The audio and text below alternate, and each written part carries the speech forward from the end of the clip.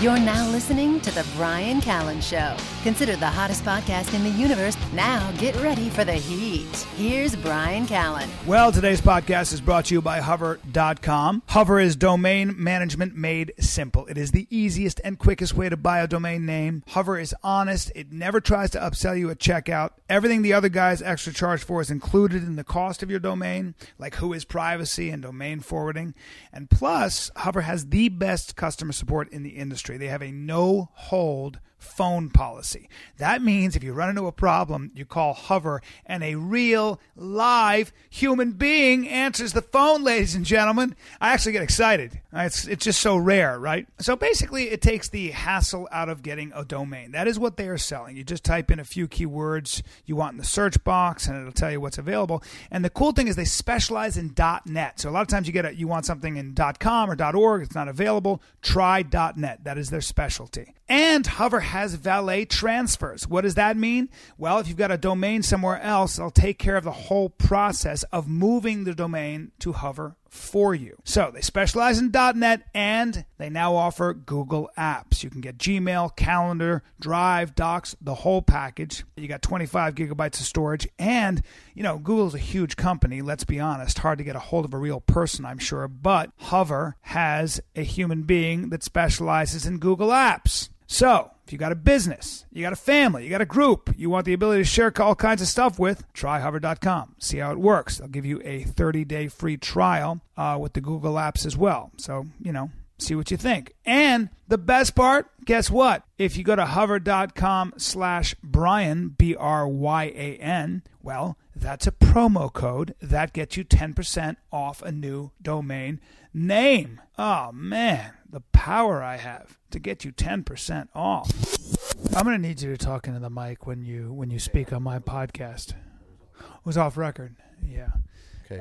So I'm here now. You're here now. This is. How does this start? Do you have a theme song or anything like that? I don't. Do you have a theme song for your podcast? Yeah, we do. I have 3 podcasts, and I have one for each one. Really? Yeah. Well, I know you're a musician. What? Is that where you place the emphasis? No. Musician. You're a musician. Musician. Yeah. I studied in Europe, so musician. Now did you write your own songs? No, I didn't. I had some people that were big fans of mine put a song together, and then we put it out. Who were those people? It doesn't really. Not a big band, but yeah. Journey is getting together to do my seriously. Yeah.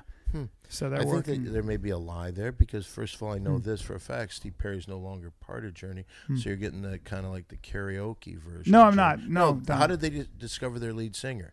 Look it up. They found him in the Philippines, but I don't want to have an argument. He was on. Yeah, well, they're giving him a night. break, and Steve Perry's getting together with Journey, and they're writing my theme song. No, that's not yes, true. they are. That's Bryan, it's the Bryan Callen song show. Bryan Callen show. So that's what I asked for, and they're going to do a variation on that theme. Okay, I'm going to just tell you the truth. I don't believe a word you say, but I'm going to have to at least go along with it because there's no way I can prove that you're lying. But I'm sure you are.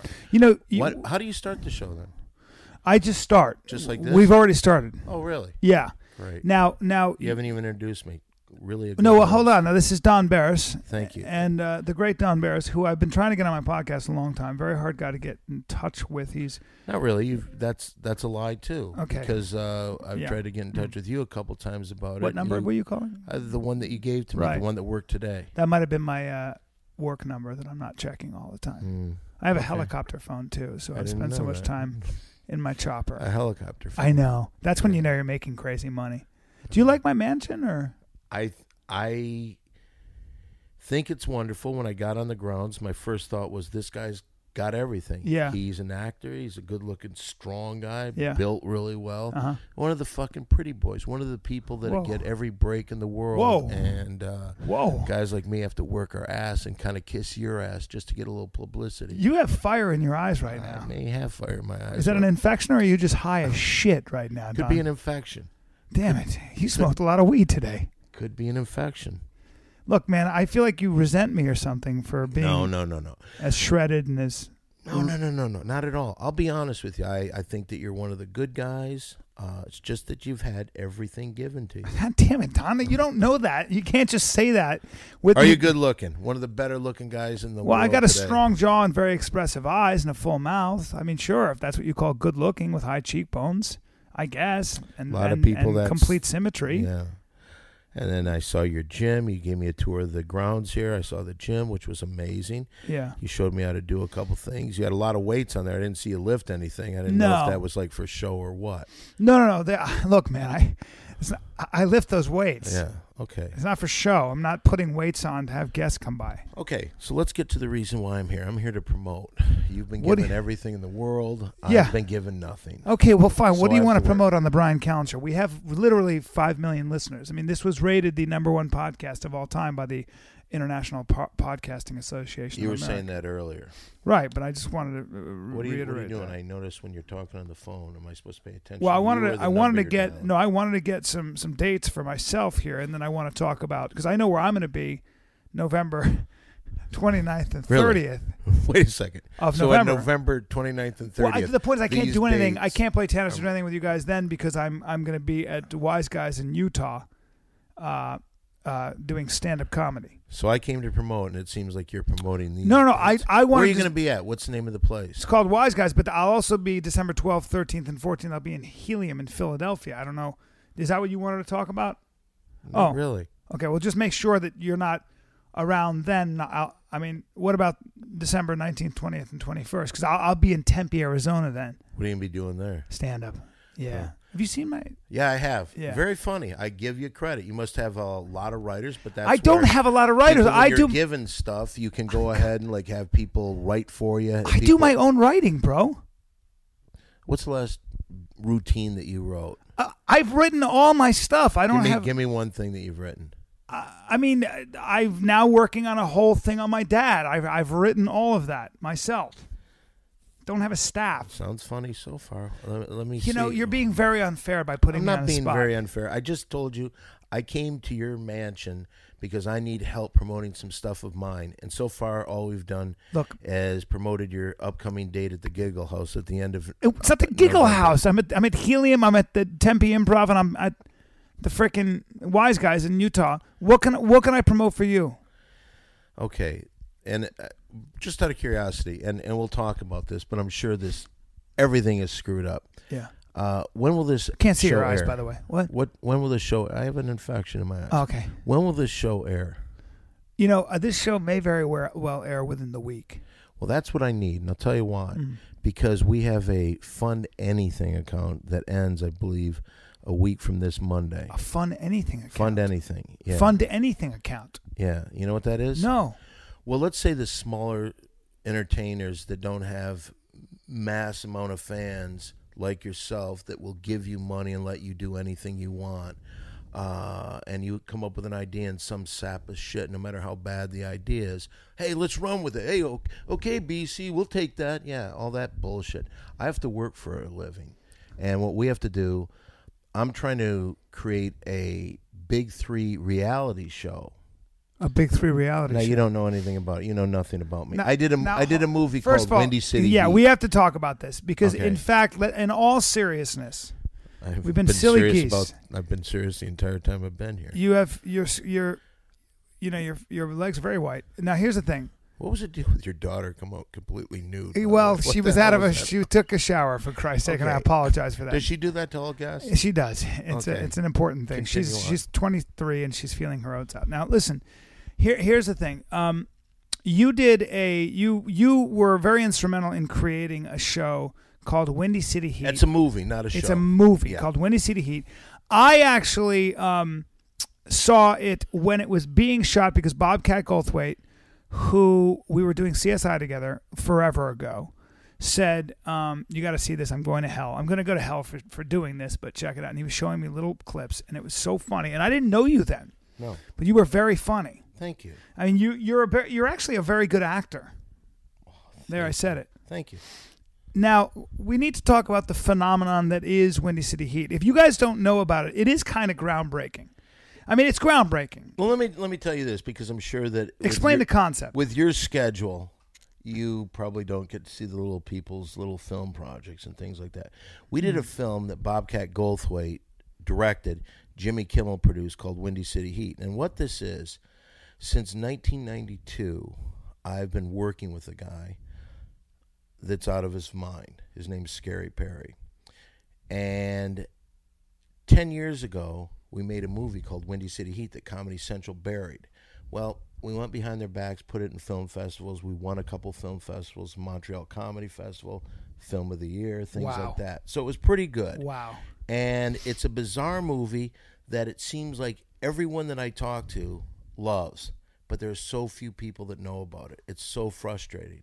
I mean, people from Quentin Tarantino, Eminem wanted to meet us because he loved it so much. Yeah, it is. It's one of those movies that it's got, I mean, not to sound, but the like Hollywood film people and people that do film for a living and actors and comedians, they all know about it. Like and literally the people that actually make movies and are involved in movie making all love it. And it seems like America doesn't know anything about it. Why did Comedy Central bury it? I really believe I have a thought that I won't tell you, and one of the things that I was told. I believe that when Comedy Central had a president that was behind it, they were Herzog? I can't even remember. Okay. During what would it have been 10 years ago? Yeah, probably Doug Herzog. Great guy. And then he lost his job. Yes, great guy though. Great guy. And a visionary. I mean, I knew what he was doing. Absolutely. And he was a huge fan of Kimmel, believed in it, took a chance on something. We filmed a pilot for it. They loved it. They said, make a movie. And at first they were going to promote the hell out of it. Well, then new management at Comedy Central came in and they buried it.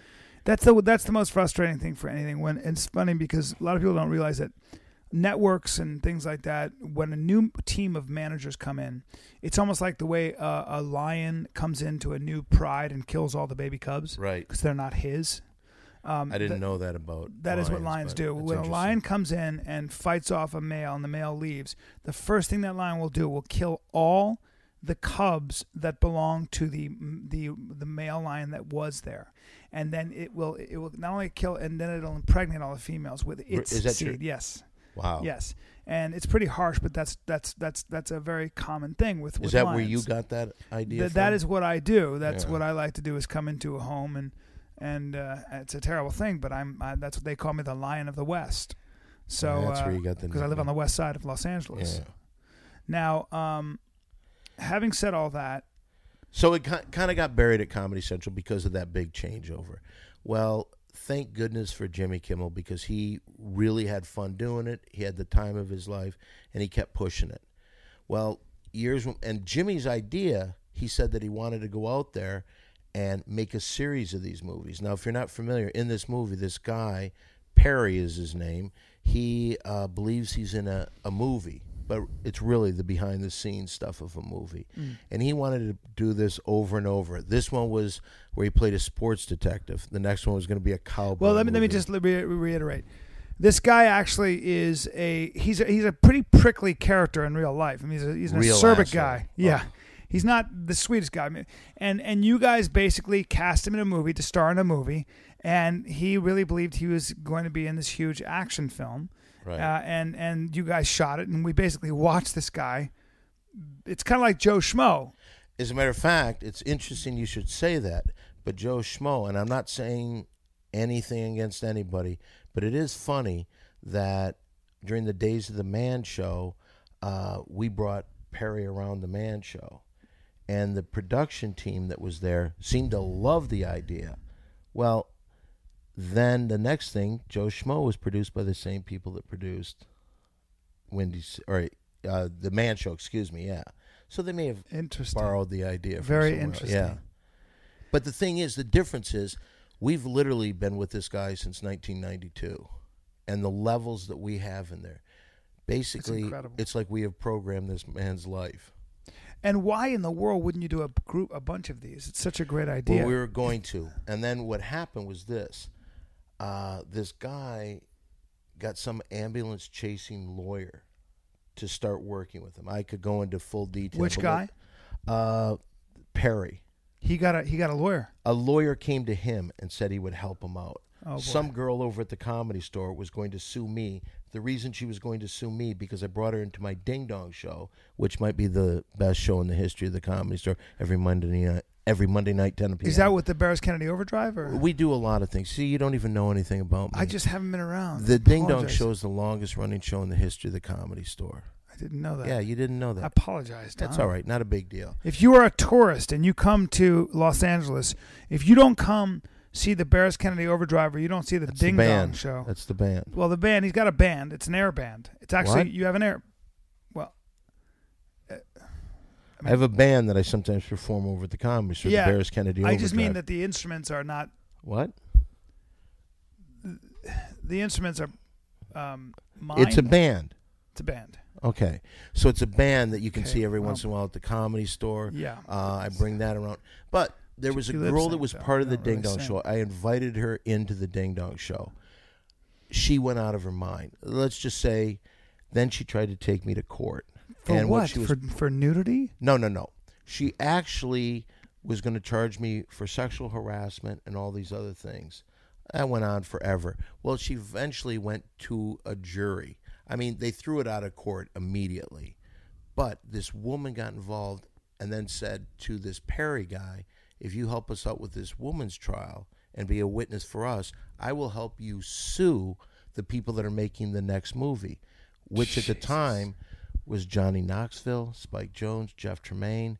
They were going to do the sequel to Windy City Heat. And for 2.5 years, they chased us down. No. Yeah. Scumbags. Yeah, and it just kills me. I saw Bad So this Grandpa. bitch And they still let her at the Comedy Store. They do? Oh. This. All she wanted to do in the trial, she wanted me to get her back in the Comedy Store because she drove Mitzi crazy. She wanted to get on Jimmy Kimmel Live, and she wanted me to pay for hospital bills because she said I did something to her. But I have a videotape of the entire show where it shows she's out of her mind. She's a psychotic. Yes. She's a crazy person. But I can't say her name, can I? Right. Yeah. Oh, she's just nuts. She punched you. She's nuts. The thing about the Comedy Store is that there is a liability in that you have some crazy people Absolutely. that will float in and stay there for a long time and cause significant damage if you're not careful. Well, and the Comedy Store is such a special place and such a historical spot and all that, and has fostered so many great comics. But yeah, I mean, that's kind of what a bummer. So is that mess over, and are you able to keep going? The mess is over, but we do a podcast with the 3 stars of Windy City Heat, myself, this guy Perry, and Mole. Yeah. But between you and I, he's an Emmy award-winning writer. Right. A very talented guy. Yeah. What did he win an Emmy for? He's a writer on Jimmy Kimmel Live. He's a writer on Jimmy Kimmel Live. Yes. Off the record, obviously. Yeah. But a very funny guy. And the mic's shut out when you say off the record, so it's fine. Okay, cool. Yeah. Anyway, so, but a lot of people a guy that comes on does our podcast all the time because he loves it, Dominic Monaghan. So we've had some really big people come in, and they're real fans of it. Like I said, I remember Quentin Tarantino bringing Eli Roth around and just love it. That's what I mean. Is like that was such an ingenious. And if you haven't seen the movie, you're crazy. Windy City Heat is the name of it. And it really is great, and it was so gutsy, and it really was groundbreaking. Yeah. I mean, it just was. And you played the director in it, didn't you? No. Bobcat Goldthwait played the director. No, you played the producer, or what did you play? I was, in the movie part, I was the bad guy. Perry, the guy that this world centers around, is the hero in it. He plays Stone Fury. Detective or the sports PI. Yeah. And he had to try to get Perry's refrigerator back. A lot of big things were happening. Stone Perry. I remember when you had this an incredible Stone Fury. There's an incredible scene where he's going to do a sex scene. Right. And he actually thinks he's going to have sex with this beautiful girl. Well, you should tell at first he had just argued because there was a scene where he kept getting thrown in a dumpster where there was shit in there. And so I told him, hey, in the future, tell him you want stunt doubles to do that. So in the next scene was a sex scene. All right, you can pick it up from that's there. right. And then, so he thinks he's actually going to have sex with this woman for real. And then taking Spanish Fly and everything. Yeah, and he's literally actually believes it's going to happen. And then you get a stunt double to come in. Right. And he's like, wait a minute, what about this? Hey, hold on. No, you demanded the stunt double. It was genius. Yeah. It really was well thought out and well written, basically. Well, we do this now, and we've been for the last like 3.5 years. We've been doing a podcast. Well, I've gotten to the point where there's so many people that wanted to be part of it. Like, oh, this is the greatest thing. Well, I'm sitting here spending my money creating a podcast every week for 3.5 years. I need someone else to come in. So we set a date, and we had, back in October, we had our 10th anniversary of the movie Windy City Heat. That night we had a main room show at the Comedy Store where the place was packed with fans of the movie and the podcast. Saturday, Jimmy Kimmel put on a Q&A where we showed the movie, and then Bobcat was there, and we did a Q&A. It was kind of cool because it was the first time that we had ever seen the movie with fans, and it was like the Rocky Horror Picture Show. They knew all the lines. God. It was just God. unbelievable. You know, that's I have to say that I don't know why you guys haven't gotten a theater. There are a lot of theaters that can't get filled. You should get a theater. I'm telling you this now. I'm going to say this on the podcast. You should get a theater. You should have, before the theater, you should have some stand-up. Yeah. Just get a couple of headliners or whatever. Do 20 minutes of somebody who does 20 minutes, and then show. Yeah, like my stand-up probably wouldn't work very well just because I've been doing it 20-some years. Okay, well, that's not. That's what. Yeah, I didn't mean it that way. I'm taking it that Don, way. I mean, you're not gonna. Well, you're gonna want me up there for the first 2 or 3 years, just so people really understand what this. So we can draw a crowd. You can't get up there. Yeah, I mean, you've been force-fed to America. Oh, this. What the hell's that supposed to mean? Force-fed. That's bullshit. What do you Let me mean? tell you this. You fit what society wants in a celebrity. God damn it, it's, Don. The good looks. It ain't about talent. Go fuck yourself. Jesus Christ, you just got so. I was theoretically talking about opening for your fucking movie. No, fuck you. No, fuck you, man. No, fuck you. You've been given everything in your damn life. God, stop saying that, man. Look at my hands. Look at the calluses on my hands, man. I get down and dirty. Yeah, okay. From kung fu and from street fighting and from crawling on my hands and knees for what parts. Other hobby? Oh, what other celebrity told you to do that? Hey, man. Oh, bullshit. The only reason you do it, you're a copycat. You're out of fucking line. You're out of fucking Take that back. I'm not taking you anything. lied to my daughter and said you were a professional horseman. You lied to my daughter, for Christ's sake. She's 5. She came out completely naked. She's a kid. She was in the shower, and you were offended, for Christ's sake. And then she starts talking about horses. I wanted to relate to her. You lied to her and said you were in the Olympics and you were a jockey, and that's a ridiculous thing to say that you were a jockey. For Christ's sake. All right. First of all, I said I was a jockey first, and then I later moved on to the equestrian. You lied to a child. That's how you came into my home. You've never lied before? I mean, you've never lied before? Okay, let's get back to promoting what I needed to promote. Sorry. All right, so anyway, so what we've been doing is we've been trying to get this Fund Anything account going. And a Fund Anything account. Fund Anything. Fund Anything. Fund. I keep thinking it's the Fun Anything. No, and that's where that might be. You might want to put a D on the end of it. Well, I guess maybe somebody you probably are friends with, Donald Trump, runs this company. Jesus. How much money do you need? I have a lot of money. Okay. We were trying to go for $500,000. $500,000's all you need? What we're going to do is okay, hold on. I can double it. What we were trying to do is we were trying to build up money to make a reality show that would lead to the making of the sequel movie. That's what we were trying to do. Well, we are like a week and a half away, and of our $500,000 that we needed, guess where we're at? I would say you might be at 0 right now. Sorry. That's just. Hey, you insult me? No, man. You asked me. Is this no? You really think that we're at 0? No. I just told you we had 600 fans come from all across the company. I'm sorry. To come see a fucking movie, and now you're saying, 0 money. I don't know, Don. I just took a guess, man. It's a free country. You asked me to take a guess. All right. I'd say you're at $100,000. No, we're at 10,000. Okay, that's. We're only at 2% of what we were trying to get. Yeah, that's what I thought. So what we've changed in the last few days, since we kind of realized maybe we're not going to make that goal, is we're going to make a pilot. But we still need money. And then I've got to kiss the ass of people like you to get on their podcast to promote it and try to get people. I'll finance your you have any idea how much bullshit it Jesus, is to come over and be nice to you. Let me ask you a question. Shoot. Let me be very honest. Go ahead. Your girl is a knockout. Yeah. She's a beautiful woman. She's a pro model. Yeah, I understand that. Yeah. How the fuck do you get a girl like that? I'm sorry.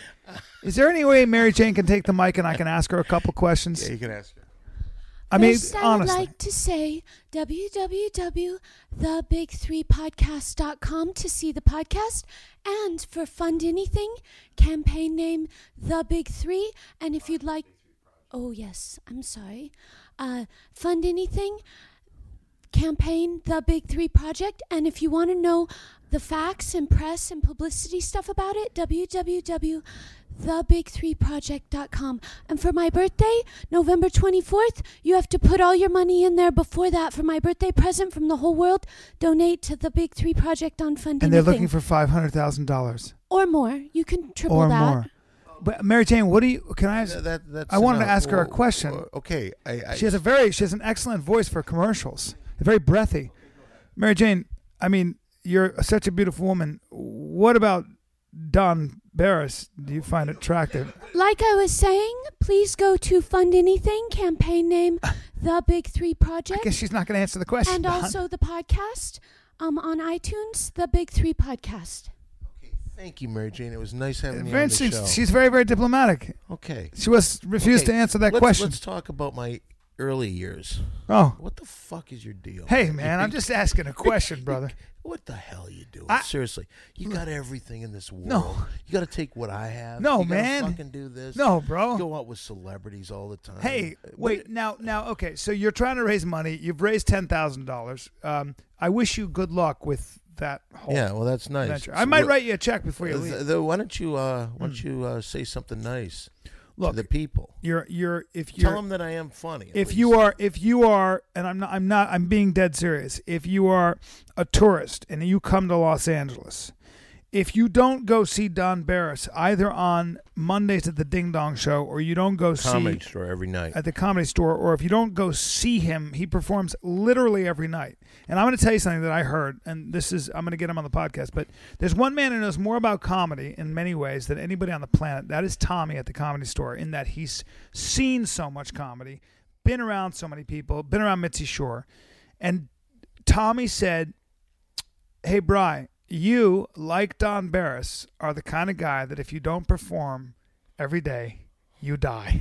He would say that to and me. and I love that, because he lumped you and I together. And I think we were the only ones that he knows after all these years. He said, you and Dom are very similar, because you guys are the kind of guys that must perform. And you don't miss a night. I've never seen you miss a night at the Comedy Store.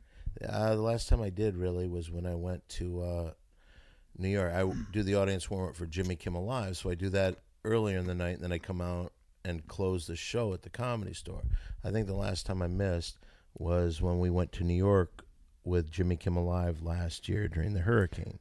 What is your one of the things I love about being in this fraternity, stand-up comics, is that we're all a little unorthodox, probably in many ways. Mm-hmm. What was your background? How did you grow up, and what were the seminal moments in your life you think that got you to become a stand-up comic? Seriously? Yeah. Good follow-up to what we were talking about, too. You're an Mm-hmm. excellent interviewer. I think that it was an interesting thing. A guy that kind of represented me at one point, he talked about school, because I told him when I went to school, I could not. School drove me crazy, because I would read the book 30 times to try to understand just one point. And for the first, because I always thought, like, man, am I retarded? What is my deal? I felt the same way. And he said, the way you think is outside the box. You could never be tied down by a school. It's not that you're crazy or anything like that. It's just that you think differently than most people. And that kind of made me realize that I wasn't crazy. I was an athlete in school. What'd you play? Football, basketball, baseball. It was pretty good. Our team went to the state championship. It was all conference. Okay. So I kind of loved at school. When I was in high school, we had pep assemblies every week, because, like I said, our team went to the state championship, so we were good. So every week they needed some football player to talk during the pep assemblies. Really? And I just loved doing it. Huh. Yeah. Then when I was in college, as a part-time job, I worked as a DJ. And it was great because I would DJ frat parties, I'd DJ, weddings. And I found that if my jokes didn't work, that's when the music came out. So, that's a great segue. Yeah. I mean, it was easy. It was a great crutch. If these aren't working, then you got music to back you up. But I think I love comedy, and I just said, I can't take school. I gave it a shot. The final straw, and I've talked about this before, but my grandfather was a pretty well-to-do guy. He was like the chairman of the board and president of a place called the Wix Corporation. You ever heard of it? No. Where'd you grow up? Saginaw, Michigan.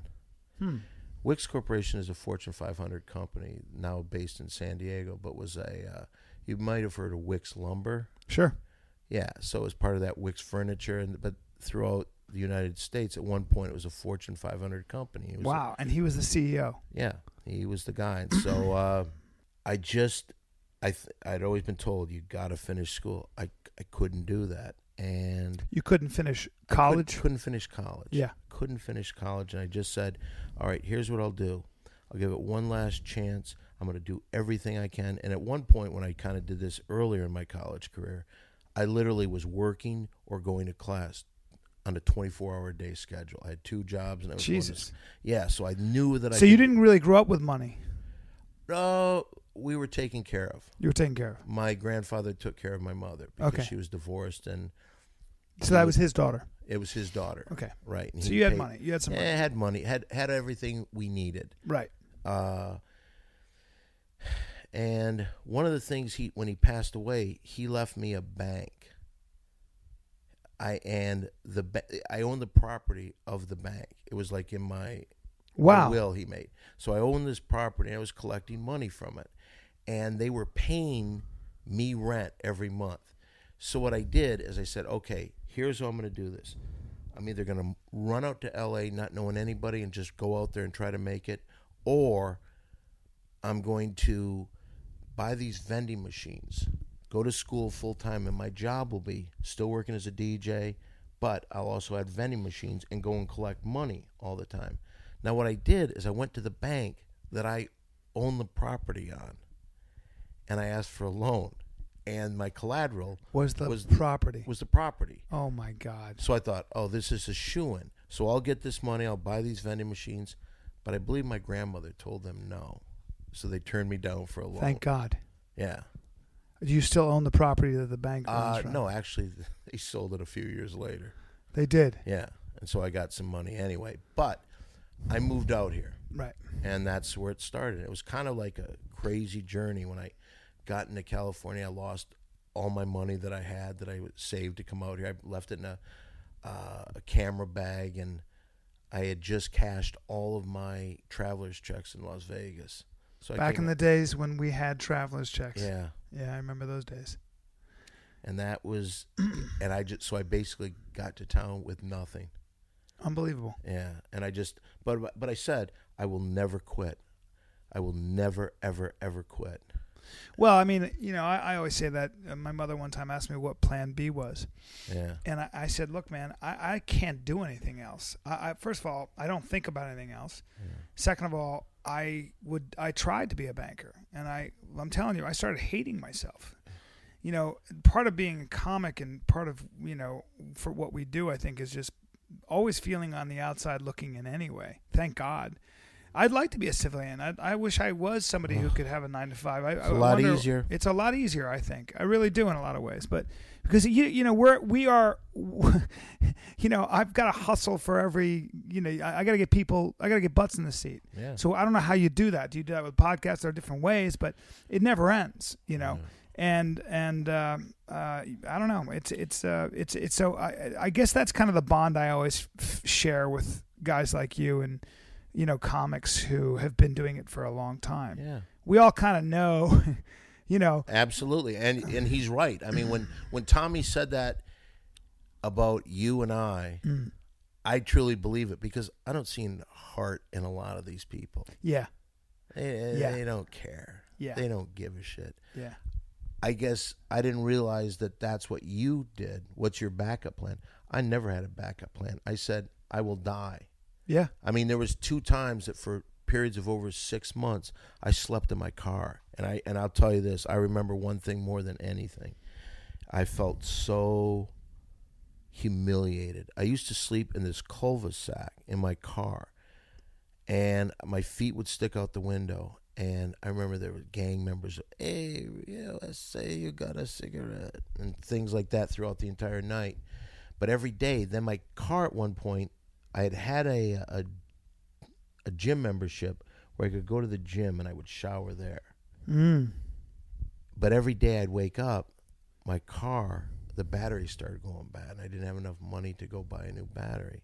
So I'd have to have somebody jump start my car. I remember this, and it just like killed me.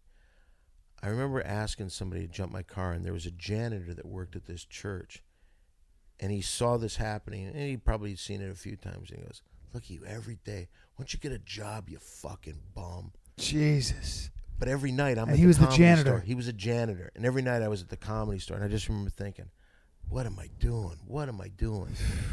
And I swore to God, what I got from that moment on, I really believed was a message, because it was like, how many times have you walked past a homeless person, they ask you for money, and you just blow them off? Yeah.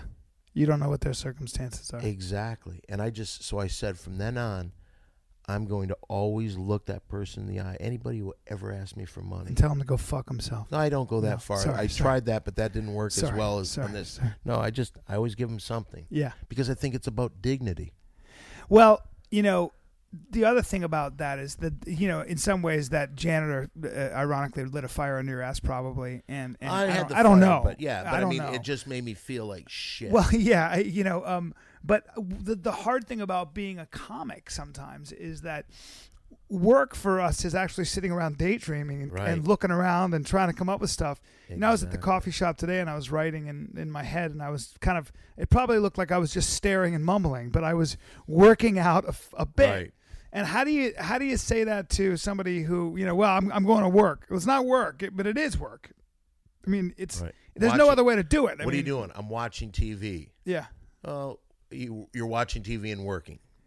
I actually am researching. If I think like if I become obsessed with something like John F. Kennedy, right now there's so much that you can watch. Yeah. I'm sure that on the 22nd of this month, they're going to show one of the great specials I've ever seen. And what they will do, there's some show that they have that they break in at the exact moment that they broke in 50 years ago when Kennedy was assassinated. That was 50 years ago, by the way. Right. Crazy. But when you look at this thing, they started, I think it happened at in the afternoon. They break in and then they show nonstop of exactly the way it happened. Wow. And I've seen that a couple times, and I want to record it this year if I can find it. But what's interesting, if you watch that, the way that they were handling this, and think about it, it's the President of the United States being assassinated. They were holding up a phone and putting the mic to a phone from someone reporting in Dallas. God. Walter Cronkite was doing that. Isn't that amazing? It's just, think about it now. If the president it's a different thing. We information comes at us in real time. Oh. It used to be when you did stand-up in New York, you had to change up your routine for people in L.A. It was just a very different, Is that where you came from? New York. Really? Yeah. Is that where you grew up? No, I grew up all over the world, but my mother's from Brooklyn, so. What do you mean you grew up all over the world? I was born in the Philippines, India, Pakistan, Greece, Saudi Arabia, Lebanon. I moved to the States when I was 14. Why? My dad was a banker. Oh, really? A big-time banker? Well, yeah, he worked for the government probably, too. Can't really go into that. You wake up free every morning? Do you? Yeah. You're welcome. You're welcome.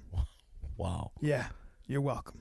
So my dad will do what he does. You keep doing what you do. Do you mind that, or can we move on? Or yeah, we can move on. Sure. Good, thanks. But I grew up overseas. Came to the States when I was 14. Had to go to boarding school because my family was still in Saudi Arabia. So I was out of the house by the time I was 13. Yeah, I went to boarding school too. So don't act like you. I went to military school. Oh, did you? 1 year. Did a good job on you, didn't it? What are you saying exactly? I just meant. In a way, I kind of took that as an insult. Why? I don't understand why. Whoa, did a good job. What does that mean? Look, okay, man. Listen, I'm just going to move on. All right. Forget it. Move on. Now tell me, what do you think about? Do you have a primary question that runs through your head every single day? And is it a negative one or a positive one? I think I try to keep a lot of it positive. Yeah. What can I do today to achieve my goals? Mm-hmm. What are your goals? We've already talked about a lot of it. I think you're not done with Windy City Heat in some ways. Well, in some ways, I think that it was so big and not many people saw it, and I just wanted to kind of put a wrapping around it. Sure. That's the crazy thing. I wish it was over because it's impossible to work on. Did anybody make money on that movie? No. No. Jimmy Kimmel lost money because all the money he got from it, he put back in. Like, and he put it in film festivals. He put us, like when we had the premiere, he did it at Paramount. It's amazing how hard it is to make money in this business. It's just it was a movie that people really, really liked. Yeah. And it won awards. And groundbreaking. Yeah. So, anyway, but when you ask that question, I think that I just try every day to think, how can we get ahead? And we live in a day and age, I think, for entertainers, better than any time ever, because you can have a studio in your home. You can have a podcast studio. You can have a movie studio. You can make a movie on your own. Technology is making it much easier to be self-expressive and get it out to a lot of people. And it doesn't take away the fact, though, still that writing a good movie, a good TV show, is still as daunting, still as difficult, and requires all of you. You know. Right. So that's the thing that I think. Do you write movies? Do you write scripts? You know, I'm working on. I spent a long time writing the wrong way, and I just did a podcast with a guy named John Truby, who wrote a book. If you were interested in writing at all, I think it's essential reading. It's called The Anatomy of Story. I actually think it's the only book to read on writing in many ways. I've read every book there is on writing. Really? I mean, not every book, but I certainly have read, I bet you, 15 books on writing. So you think that in the world of writing books on writing, I think this guy. That's exactly right, sir. I've read all the books, including the ones in Chinese. No, but John Truby wrote a book called The Anatomy of Story. John Truby's a guy who makes his money as a script doctor, and he's a very successful one. And a very successful one. Like, what movies has he become a script doctor on? Well, he wouldn't say, but unofficially, I believe he might be the guy behind a lot of the Pixar movies, a lot of the, he's a badass. Really? Yeah, he's a real badass. And when you read his book, you can see why he's such a badass. You can see this guy majored in philosophy, and I mean, there's no one. His command not only of story but why it works, to me, was a bit life-changing. And basically, the reason this is relevant to anybody listening is because a good story is an argument in many ways for how people should behave in the world. It is, and a protagonist and an antagonist are having a clash of values. That is really what it is. Both have a drive, a need. Usually it's the same drive, the same desire, but they go about it different ways. And usually a character has a desire, but by the end of the movie you realize they realize they have a need, and the need is often different than the desire. We live you and I live in a world where we have a lot of people that chase fame. You get older like the way we are, and you realize fame is one big illusion. I mean, in fact, Absolutely. You and I don't need fame. What we need, fame is a nice byproduct of the fact that people appreciate and like what we're doing and the effort. And I suppose you buy a big house and stuff like that. But the need that we have, the need that you and I have, for example, is actually in many ways antithetical to the desire that we probably came here for. And that need is simply to perform and to surprise ourselves and to realize our potential and to accomplish our goals. And that's good stories are that way. So as I read his book, it really kind of highlighted and defined in bold strokes, I think, a lot of what drives me and a lot of what drives us as human beings. That's why the book is so relevant. What's the name of it again? The Anatomy of Story by John Truby. I might have to look that up. Yeah, and I did listen to the podcast I did with him because he's very articulate, and it's an hour long. And I'm not going to listen. Listen to the podcast 3 or 4 times. Listen to you should listen to all my podcasts on the Brian Callen Show. What kind of guys do you get on the Brian Callen Show? I get comics like yourself, but then I get a lot of academics and a lot of authors. So really? Are you a smart guy? I'm the How'd you do in smartest. school? I'm the smartest guy you know. I won smartest man in America recently. Seriously? Yeah. I never saw anything about it's that. a TV show that they're Never saw producing a thing now. About that. You would think You know that how they would- America's Got Talent? Right, Now they I've got seen America's that. Got Heard of that. America's Got Brains. So Right. I won that for Wow. being the smartest man in America. I'll have to look that up. I think Yeah. you're bullshitting, but Huh? I'll look it up. You should look it up I will. because I won it. So But you are a smart guy, you'd consider. I don't know. How'd you do in school? I don't know what that means. I actually don't think I'm smart. I think I'm a very slow learner, and I think that if I was smart, I wouldn't have made so many of the mistakes I've made. I think But that, a smart person learns from his mistakes and realizes. well, I learned pretty slowly.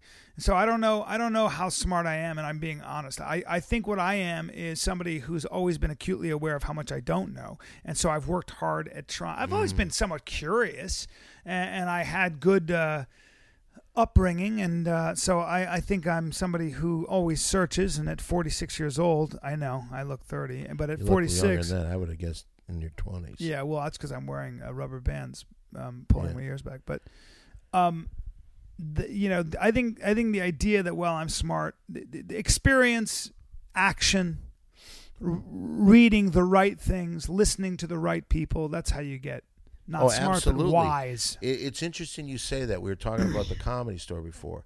Comedy Store is a great place for this, a better comedy club than anywhere for someone starting out for this reason. Because the Comedy Store lets more kinds of insane comedy. Like, for instance, a guy like, and I'll go back to the 80s, a Sam Kinison, a Dice Clay. They couldn't really perform other places. The Comedy Store welcomed them. Yeah. So a young comic looking at all these different types of comedy can study them and kind of learn from comics doing it. Because every night is different in comedy. Every night is different. Every night, and what a comic should be watching when he's watching that. How does that comic on stage that you saw kill last night, how does he handle it when he gets a heckler? How does he handle it without being generic? How does he do all that? I think that the Comedy Store, that's why it's the greatest place for a young comic to go. Hopefully, If you had a child, you don't have kids, right? No. If you had a child and that child wanted to be a comic, what advice would you give him? Would you steer your kid away from what you've done? No. You wouldn't. I think that in this day and age, I think that you can do anything. And they say, oh, what are the odds that you're going to do that? Well, the odds are... Is that your phone, man? Yeah. I'm podcast? busy constantly. Huh. Constantly busy. Yeah, I don't like Oh, yeah, another one, yeah. But I think that... Another what? Just tons and tons of fans, Okay. going to my Facebook and things like that. All right, may I finish what I was saying? I'm listening. I think that we live in a day and age where you can do anything. You can make a name for yourself and not have to have management. You don't have to have all these people behind you. And so if somebody wanted to do something and they were serious about it, I think anybody could do anything they wanted. It's just how hard you want to work for it. Yeah. And I think, so the odds, like for instance, I came from Michigan to Los Angeles to try to do stand-up comedy. How many people are going to take that jump from moving from where they live to another town that they know nobody? That divides a lot of people. Yeah. Right off the bat. And then as you do other things, it keeps throwing other people out of the mix. When I first came to the Comedy Store, within the first year and a half, I was booted out for 5 years. You were booted out? Yeah. Why? Because you're an asshole? Why would you say that? I'm sorry. I don't know. why I was would you- guessing. why would you think that? No. It's just I'm just guessing. I don't know. I don't know. No, I wasn't. Well, maybe. No, because I thought maybe that you were because I fucking was kind of asshole. cocky. I was kind of. Oh, were you? That's surprising. What were do you mean you? by that? Yeah. Cocky, huh? And I kind of turned some people the wrong way. Did you? That's the tone of your surprising. voice. You lie to children, Don. What? You're a bad guy. And Not I a wanted to bad guy. expose you for the fucking rat that you are on this podcast Is that that what reaches this at is least about? 5 million people. Okay. I want you off. You got about 5 minutes, and then I want you off this fucking podcast. Okay. Hold. Just a second, hold Mary this- Jane. Mary Jane. Let me hold your microphone while you hurt him a little bit. Well, hold on now. Hold on. www.thebig3project.com. Your girl is advocating that you hurt me, for Christ's sake. Favor. You know what? You gave me 5 minutes. Hold on. I'll say this. Yeah. Anything you want to say, because here's the deal. All I care about is some of your fucking idiots that follow you. Jesus. Go to fundanything.com. Make a donation. Check out the Big 3 podcast. The Big 3 podcast. What is it, Mary Jane? The Big 3 Project. And if you want to see the podcast, the www.thebig3podcast. All right, yeah, or you can go to iTunes. Now, any last questions? Because I'm about ready to get the fuck All out right. of here. Hey, listen, man, I want to thank you for being on the Brian Callen Show, Don Barris. Thank you for having me. And I look, you look like you're Okay. about to punch me. Ow! What the? Done. At least just finish up. Don, What do you want to say? All right, hold on. I just want to say, if you guys go see Don Barris at the Comedy Store. You want to belittle me Any again? night. Go on, say it. Any say night. It. I swear to God, I'll punch you as hard as I've ever punched. Any night. This is my pocket. Oh, Jesus. All right, Don, hold on. Give me a chance. Okay. You were an athlete. All right, go ahead. Take a picture. No. We're not taking pictures. Just finish your bullshit, and then we'll do this. Okay, I want to apologize for insulting you. I was just, you said you were banned from the Comedy Store for 5 years. I just took a guess. That's all. And I got a little lippy, and I apologize. Please sit back down and finish the. Sit back down. I apologize. Okay. I'm sorry. I was a little out of line. Okay. Jesus. All right. Do you want to take a couple of pictures of us? No. No. Oh, for later. Yeah. No worries. Okay. Anything else you want to say? Yeah, you were talking about how you'd been banned for 5 years. I guess you rubbed some people the wrong way, and they were... No. When I came there, my attitude at the Comedy Store was, I'm going to do anything I can to get ahead. I'm not going to try to fuck anybody over, but if I see stage time, I'm going to take it. And what I did, people didn't want to MC. I took over the mic. I'd MC a whole show. It taught me how to do comedy. But there were some big celebrities that I kind of rubbed the wrong way because they thought that I was fucking their women. Really? Yeah, whole story. You want to get into this? Is another show, maybe another time. Okay, another time. But that's the truth. You seem like you're on your way. You're already I'm texting. done with you. I'm done with you. All right, that was Don Barris. This has been the Brian Callen Show. You can't throw the mic at me, for Christ's sake. Look, good news, everybody. I'm sorry about this podcast, but I'll be in Utah, Tempe. I'll be in. Just go to briancallen.com. I'm not at the fucking Giggle House. I'm at the Helium in Philadelphia. God damn it. All right, I apologize for this. I gotta go. You've been listening to The Brian Callen Show. Be sure to visit briancallen.com for information about this episode as well as past and future episodes. You can follow Brian on Twitter at Brian Callen and like him on Facebook. Go to facebook.com/Brian Callen Comedy. Thanks again for listening. We'll see you next time.